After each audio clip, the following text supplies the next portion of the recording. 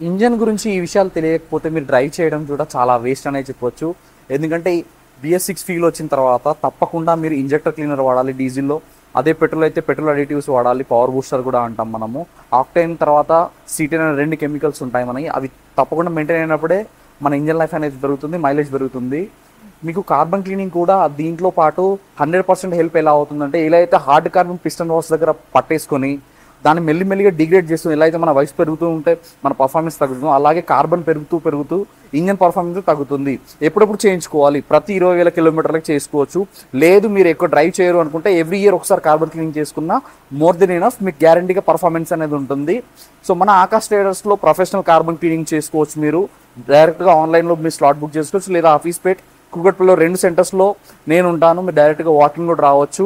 మీకు ఎలాంటి డౌట్ ఉన్నా కార్బన్ క్లీనింగ్తో ఎలాంటి వెహికల్ అయినా you can contact me Akash traders. I'm Akash నల్లా.